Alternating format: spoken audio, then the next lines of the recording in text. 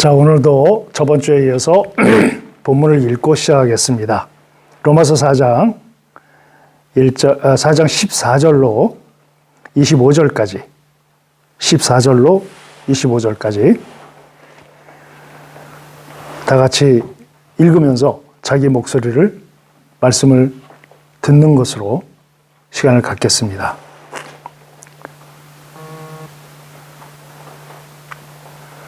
자, 14절 시작. 만일 율법에 속한 자들이 상속자이면 믿음은 헛것이 되고 약속은 파기되었느니라. 율법은 진노를 이루게 하나니 율법이 없는 곳에는 범법도 없느니라. 그러므로 상속자가 되는 그것이 은혜에 속하기 위하여 믿음으로 되나니 이는 그 약속을 그 모든 후손에게 굳게 하려 하심이라. 율법에 속한 자에게뿐만 아니라 아브라함의 믿음에 속한 자에게도 그러하니 아브라함은 우리 모든 사람의 조상이라. 기록된 바 내가 너를 많은 민족의 조상으로 세웠다 하심과 같으니 그가 믿은 바 하나님은 죽은 자를 살리시며 없는 것을 있는 것으로 부르시는 이시니라. 아브라함이 바랄 수 없는 중에 바라고 믿었으니 이는 내 후손이 이 같으리라 하신 말씀대로 많은 민족의 조상이 되게 하려 하심이라. 그가 100세나 되어 자기 몸이 죽은 것 같고 사라의 태가 죽은 것 같음을 알고도 믿음이 약하여지지 아니하고 믿음이 없어 하나님의 약속을 의심하지 않고 믿음으로 견고하여져서 하나님께 영광을 돌리며 약속하신 그것을 또한 능히 이루실 줄을 확신하였으니 그러므로 그것이 그에게 의로 여겨졌느니라. 그에게 의로 여겨졌다 기록된 것은 아브라함만 위한 것이 아니요 의로 여기심을 받을 우리도 위함이니 곧 예수 우리 주를 죽은 자 가운데서 살리신 이를 믿는 자니라. 예수는 우리가 범죄한 것 때문에 내줌이 되고 또한 우리를 의롭다 하시기 위하여 살아나셨느니라. 아멘. 지금 바울은 우리가 믿게 되는 개념과 율법과의 차이를 지금 아브라함의 예를 계속 들어서 설명을 하고 있습니다. 우리가 의롭다라고 되는 것은 바로 하나님께서 우리를 의롭다 여겨주셨기 때문에 가능한 것인데 그 예가 아브라함이다 이런 뜻이죠. 그리고 여기서 또 바울이 계속 강조하는 것은 율법으로 구원받은 것이 아니고 할례로 구원받은 것이 아니고 오직 믿음으로 구원을 받았다. 누구를 통해서 알 수 있느냐? 아브라함을 통해서 알 수 있다. 지금 계속해서 아브라함을 통해서 아브라함의 예를 들어서 지금 얘기를 하고 있습니다. 얼마 전에 이런 질문을 받은 적이 있어요. 나는 예수님을 믿고 영접했는데 과연 내가 구원받았을까? 이런 의문이 들 때가 있습니다. 라는 그 상담을 요청받은 적이 있습니다. 예수님이 나의 죄를 다 도말해 주시기 위해서 십자가에서 돌아가 주셨기 때문에 내가 내 죄가 다 해결됐기 때문에 구원을 받았다라고 알고 있는데 난 여전히 죄를 짓고 죄에 자유롭지 못합니다. 그래서 가끔 내가 구원받았을까? 내가 예수님을 영접한 게 맞나? 라는 의문을 갖게 된다는 질문을 받은 적이 있어요. 혹시 여러분 중에 그런 생각이 가끔 문득문득 나도 모르게 그런 생각이 드신 적이 있으십니까? 바울 때도 아마 그런 사람이 많이 있었나 봅니다. 그래서 바울이 구원에 대한 얘기를 지금 저번 주 3주 동안 계속해서 구원과 그러니까 믿음에 대해서 그리고 율법의 행위에 대해서 얘기를 하고 있습니다. 한번 역으로 생각을 해봅시다. 율법을 행함으로 구원받지 못하지요. 바울은 그걸 얘기하는 겁니다. 율법으로 자기 자신을 정화시키고 율법으로 나를 만들어 감으로 인해서 내가 깨끗해지고 정화되어서 그것으로 인해서 하나님이 의롭다 여기시는 것이 아니라고 할례를 받아서 선민의 의식을 가지고 구원받은 자로서의 인식을 갖고 산다고 해서 구원받은 게 아니라고, 오직 예수를 믿음으로 말미암아 구원을 받은 것이라고 계속해서 얘기를 하고 있습니다. 이건 틀린 말이 아니지요. 우리의 구원은 그렇게 이루어집니다. 그러면 예수 그리스도께서 우리의 죄를 속량하시기 위해서 십자가에 돌아가 주신 것, 그리고 예수 그리스도가 부활하신 것은 우리가 아브라함의 후손으로 인정받기 위한 하나의 예표라고 바울은 오늘 본문에서 얘기를 하고 있어요. 구원은 무엇을 행함으로 인해서 얻어지는 것이 아니라 하나님께서 우리를 의로 여겨 주시기 때문에 우리가 의인이 된 것입니다. 그래서 저번 주에 제가 말씀을 드렸던 기억이 납니다. 우리가 최고의 가치로 여겨져야 할 게 뭘까요? 이것이 안 되면 기독교가 무의미해집니다, 우리에게. 이것이 안 되면 내가 교회 다니는 거, 성경 읽는 거, 이렇게 성경 공부에 참여하는 거, 또 많은 분들에게 제대로 성경을 가르치고자 애를 쓰는 행위, 이런 것들이 모든 것이 다 무의미해지는 하나의 결과가 뭐냐면 의인이 아닌 사람에게는 무의미합니다. 그러니까 의인이, 우리 기독교인이 추구해야 할 최고의 가치예요. 여기서 의인이 뭐죠, 그럼? 도덕과 윤리에 합당한 사람?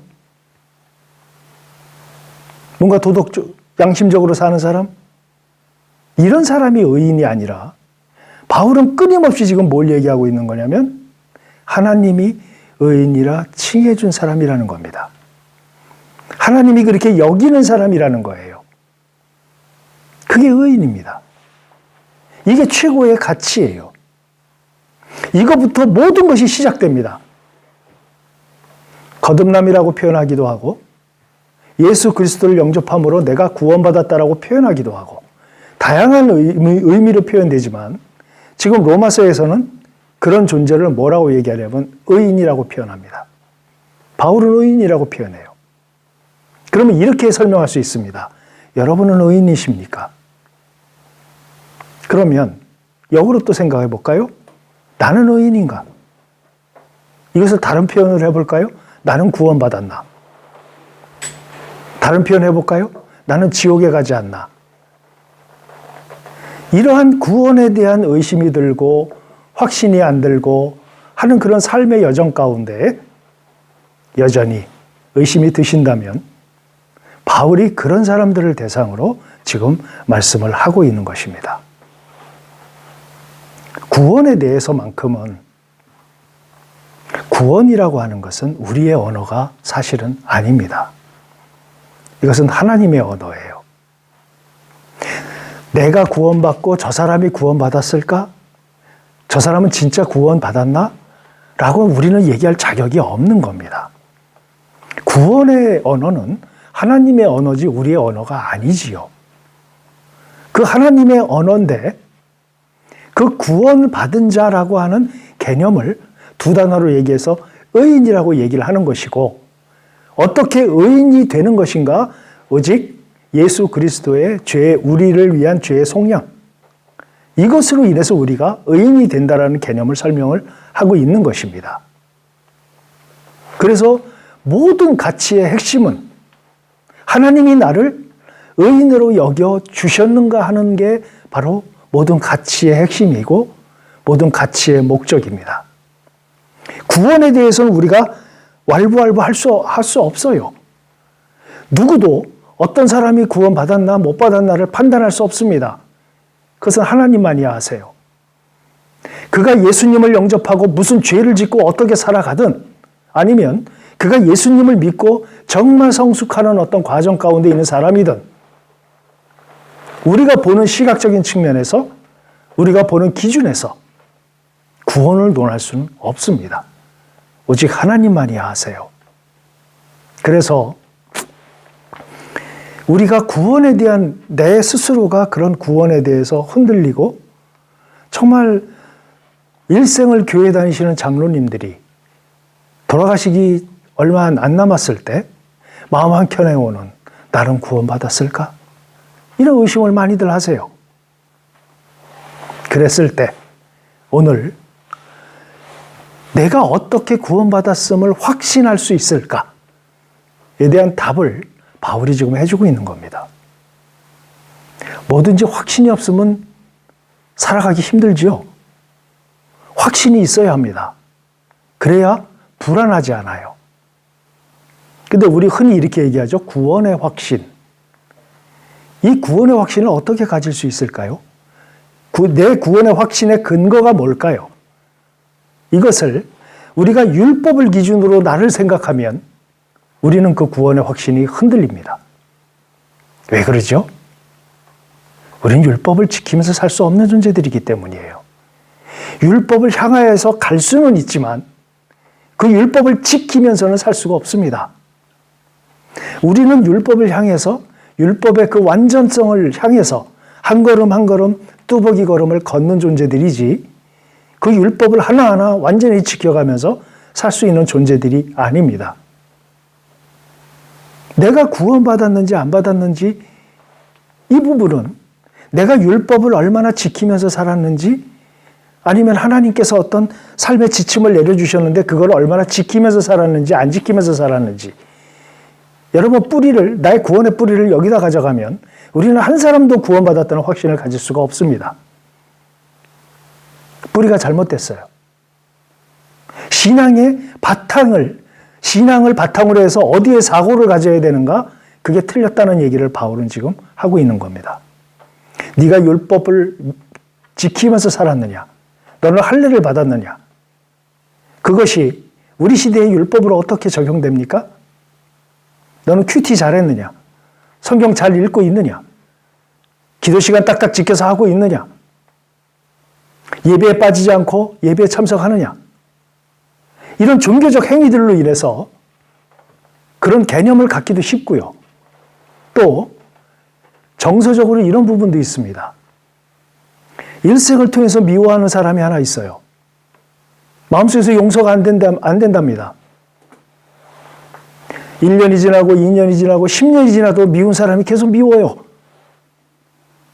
이런 사람들이 마음속에서 이런 생각을 합니다. 형제를 향해서 이렇게 분노하는 내가 성화되지 못하는 거 아닌가? 내가 성화되지 않는다면 나는 그분의 밭에서 심기어진 씨가 아니지 않는가? 그러면 나는 영접은 했는데 난 구원받았나? 이런 의심을 하게 되는 것이지요.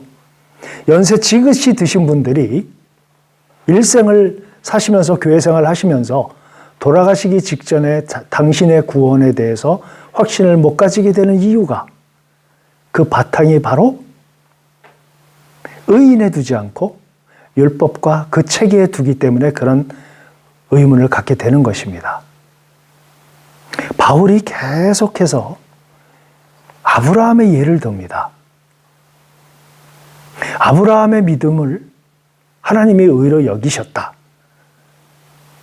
여기서 우리가 하나 생각해야 될 게 있어요. 우리의 구원이 왜 확신한 줄 아십니까? 우리의 구원이 우리에게 달려 있다면 우리는 확신할 수 없습니다. 우리의 구원은 누구한테 달려 있냐면 하나님께 달려 있습니다.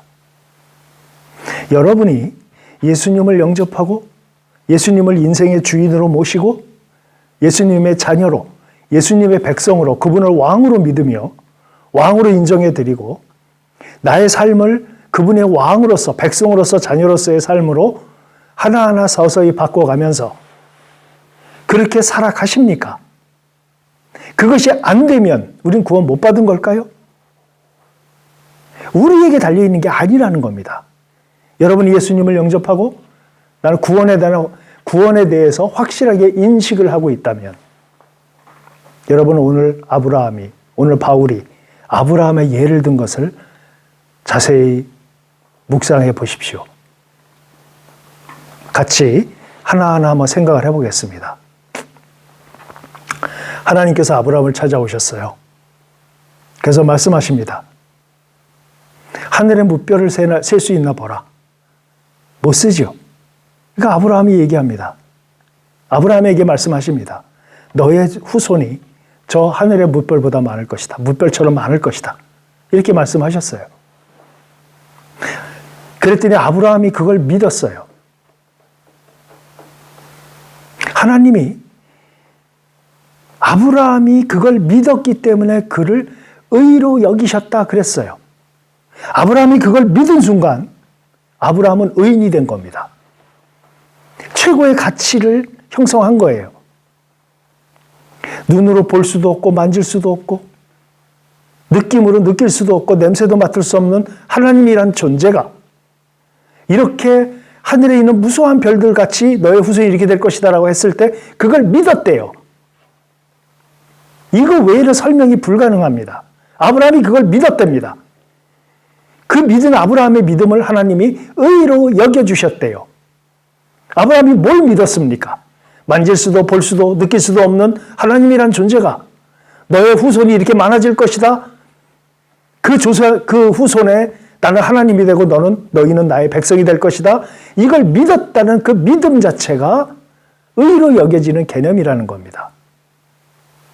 그러면 우리는 아브라함이 그걸 믿었다는 것과 예수님께서 이 땅에 오셔서 제사장으로 오셔서 예수님 삼중직으로 오셨다고 말씀드렸지요. 선지자로 오시고 왕으로 오셨으며 또한 제사장으로 오셨어요. 세 가지 역할 중에서 제사장으로서 십자가에 달려주셨습니다. 그래서 우리는 그분이 내 죄를 다 속량하시기 위해서 그분이 십자가에 달려주셨어요. 우린 그걸 믿었어요.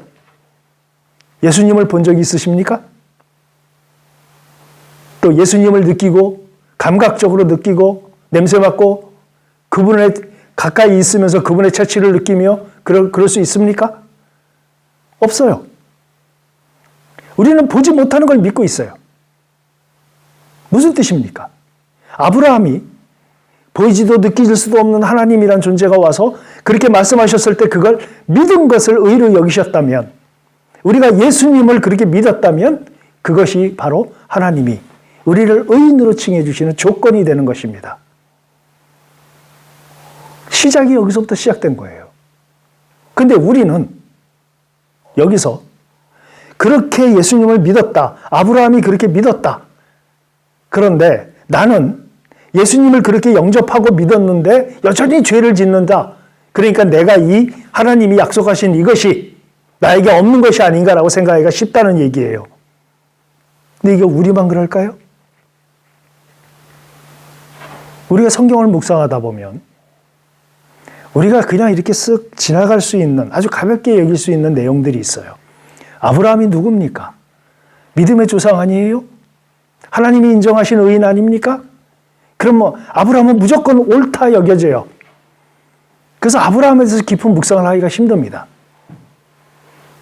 그런데 여러분, 아브라함이 하나님께 그걸 믿었기 때문에 그것을 의로 여겨주셨다 하는 믿은 그 내용에 대해서 의심하는 장면이 계속 나옵니다.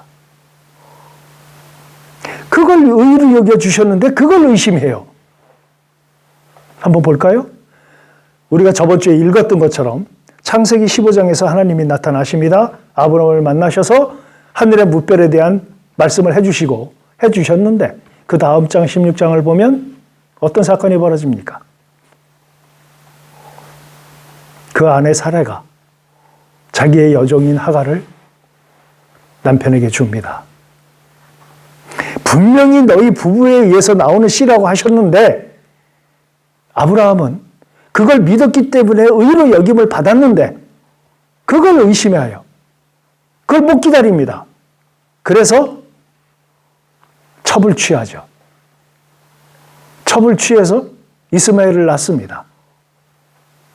여러분, 우리가 성경을 읽으면 나오지 않습니까?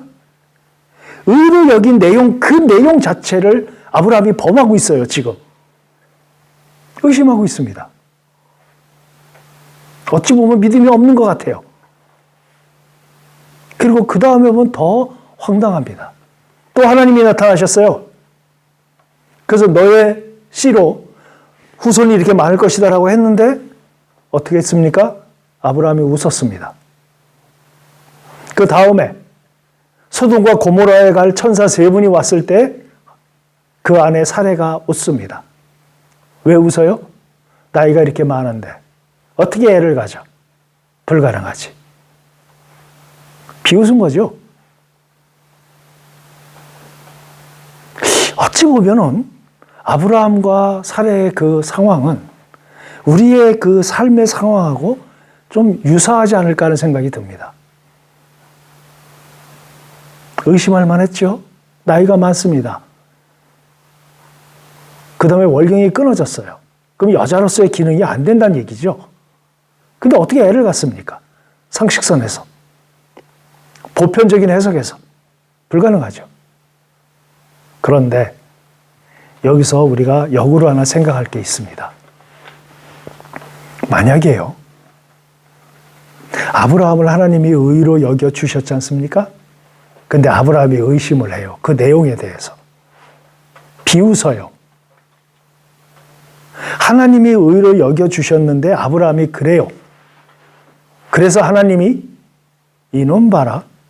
내가 이걸 믿는다고 해서 의인으로 만들었더니 이게 이걸 안 믿어?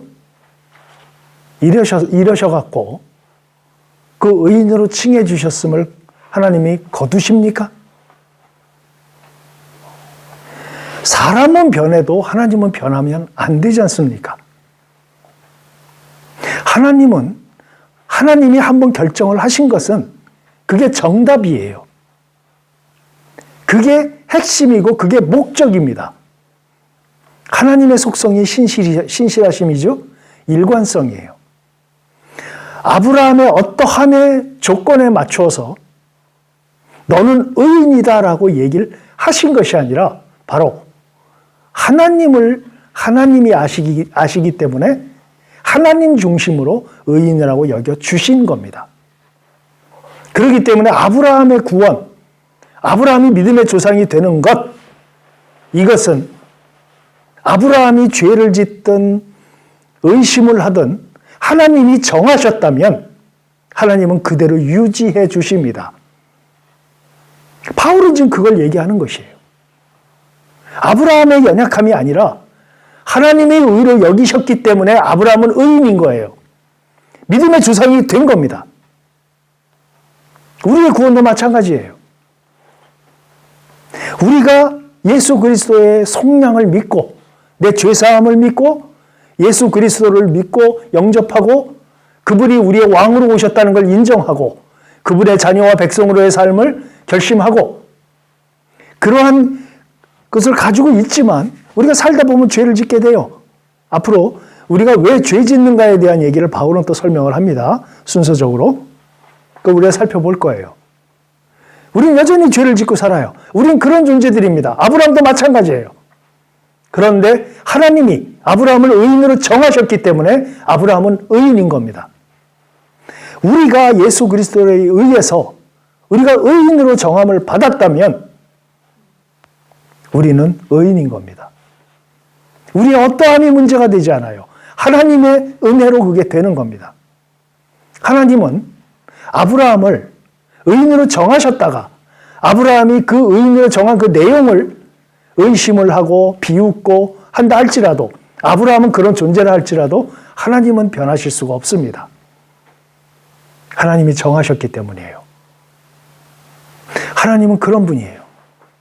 그래서 로마서 8장 공부하겠습니다만 한 번 하나님이 사랑하시고 결정하신 그 존재는 세상에 그 어떤 존재도 끊을 수 없다라고 표현을 해요. 바울이.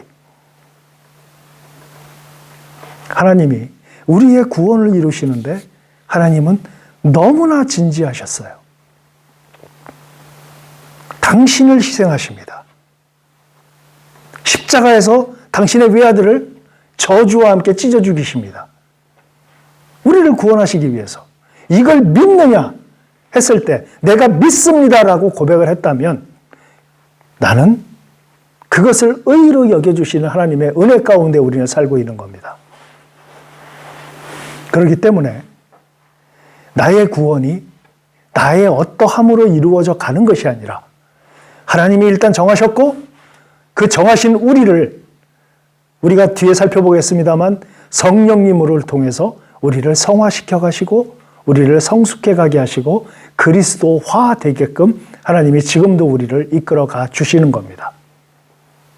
그렇기 때문에 일단 나의 구원이 나의 어떠함 때문에 상쇄가 되고 또는 어떤 확실해지고 하는 것이 아니라 이미 하나님께서 정하시고 규정하시고 그렇게 이끌어 가신다는 하나님의 일관성, 하나님의 성실하심과 신실하심을 우리가 그것을 믿는다면 나의 구원을 의심할 수가 없겠죠. 그래서 항상 우리는 내가 왜 교회 다니는가? 내가 왜 성경을 읽고 성경 공부를 하는가? 이 모든 목적이 이미 이루어진 구원을 매일 확인하고 나는 구원받았을까? 난 지옥 가지 않을까? 여기에 매여 있는 것이 아니라 저번에 우리가 나눴던 것처럼 우리의 삶의 지침이 율법이라고 말씀드렸어요. 율법은 하나님의 완전성을 추구한다고 말씀드렸어요. 율법에 의해서 구원받는 것이 아니라 우리는 구원받았기 때문에 율법의 완전성을 향해서 가는 존재라고 말씀을 드렸어요. 그렇기 때문에 우리는 내가 구원받았을까 하는 고민에 집착하는 것이 아니라 이미 하나님이 나의 구원을 확정하셨다면 내가 예수 그리스도의 속량을 믿는 사람이라면 우리는 이 아브라함의 예를 통해서 아브라함의 그 허접성, 믿음의 허접성을 우리가 보면서 하나님이 아브라함을 믿음의 조상으로 정하셨기에 지금도 우리의 믿음의 조상이 됐던 것처럼 우리도 예수 그리스도의 속량을 믿는 존재라면 우리도 의인이 됐다는 하는 것을 지금 성경을 통해서 바울은 얘기하고 있는 것입니다. 우리의 구원은 우리의 어떠함으로 이루어지지 않습니다. 하나님의 어떠하심으로 이루어진 것이에요.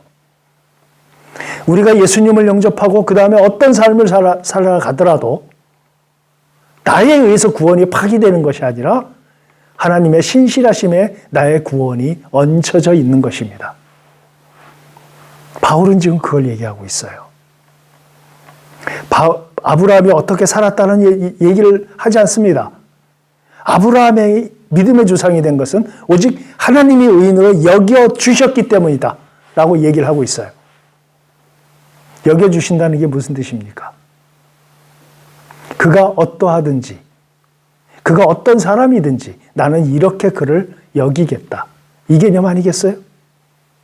아브라함을 그렇게 보시는 거예요. 우리도 그렇게 보신다는 겁니다. 그렇기 때문에 내가 평생을 성경 공부를 하고 교회를 다니고 이렇게 살았어도 죽음에 임박해서 나는 과연 구원받았을까요? 이런 고민을 하시는 많은 분들이 이 아브라함의 예를 통해서 나의 일생을 통해서 내가 어떻게 살았고 무엇을 했기 때문에 내 구원이 이루어진 것이 아니라 하나님이 한번 정하신 것은 하나님이 변복하실 수가 없는 분이니까 우리를 당신의 구원받은 하나님의 백성으로 살아가게끔 하신다는 것이 이 아브라함의 예를 통해서 우리가 얻을 수 있는 교훈입니다. 바울은 우리의 구원을 율법에 의한 것이 아니다. 너희의 행함과 너희의 어떠함으로 되어지는 것이 아니다. 오직 믿음으로 되는 것이다. 그런데 너희는 다 이런 죄인들이다. 정말 지저분하고 더럽고 완전히 부패한 존재들이다. 이런 존재들이라고 우리에게 아주 각인을 시킨 다음에 그런데 예수님이 너희의 그 모든 걸 회복하시기 위해서 십자가에서 돌아가 주셨다. 그 돌아가 주심 때문에 우리가 구원을 받은 것이다. 이건 하나님의 역사예요. 기적입니다. 나의 어떠함이 아니라 하나님이 그렇게 정하셨기 때문에 그렇게 된 거예요. 이게 기적 아니겠어요? 그렇기 때문에 하나님이 우리를 믿음으로 구원받게 해주셨는데 우리는 엄청난 죄인이고 완전한 부패한 존재고 이런 존재들이다. 근데 이런 존재가 아무리 율법을 행하고 할례를 했다 할지라도 구원의 조건이 되는 것이 아니다. 오직 구원은 예수 그리스도의 죄의 속량에 달려 있다. 바로 이러한 사람들이 아브라함이 의인으로 칭함을 받았던 것처럼 이러한 사람들이 바로 의인이 되는 것이다. 우리가 잘 아는 1장 17, 로마서 1장 17절 우리가 공부하지 않았습니까? 오직 의인은 믿음으로 말미암아 살리라 라고 말씀하신 그 내용. 우리가 믿었기 때문에 의인이 됐다는 것이고 의인은 하나님과 함께 할 수 있는 존재라는 것이지요. 아브라함을 통해서 바울은 일관되게 이 부분을 설명을 하고 있어요. 정리하겠습니다. 우리의 구원은 우리의 어떠함, 우리의 행위 이런 걸로 이루어지는 것이 아닙니다. 우리가 구원받은 그 내용 자체를 의심한다 할지라도 하나님이 나를 의인으로 칭하셨다면 나는 의인인 거예요. 내가 어떻게 살든. 그러면 여러분이 나의 어떠함이 아니라 하나님의 정하심 때문에 내가 구원받은 의인이라는 사실을 마음 깊숙이 아브라함의 예를 들어서 예를 통해서 우리가 항상 묵상하고 생각하는 것이 필요합니다. 왜요? 확신을 가지고 살아야 하기 때문입니다. 내가 구원받은 하나님의 자녀로서의 확신이 없는 상태라면 여전히 율법을 행하고자 하는 욕구가 생기고 율법을 행했을 때 마음이 편하고 뭔가 구원받은 것 같고 율법을 어겼을 때에는 나는 구원 못 받은 것 같은 이렇게 정말 이 접시 속의 태풍처럼 왔다 갔다 하는 마음을 갖게 됩니다. 하나님은 우리의 반석이시죠. 그분이 결정한 것은 변하지 않습니다. 여기서 우리는 구원의 확신을 아브라함을 통해서 갖게 되는 것이죠. 아브라함 역시 믿음 자체, 믿은 내용 자체를 의심하고 그렇게 행했지만 아브라함을 하나님이 의인으로 칭하셨기 때문에 여겨주셨기 때문에 아브라함이 의의 조상이 되었다는 것. 이 부분을 우리의 삶을 통해서 같이 생각하심으로 인해서 묵상하심으로 인해서 구원의 확신을 가지고 사는 우리 모두가 되었으면 합니다. 수고하셨습니다.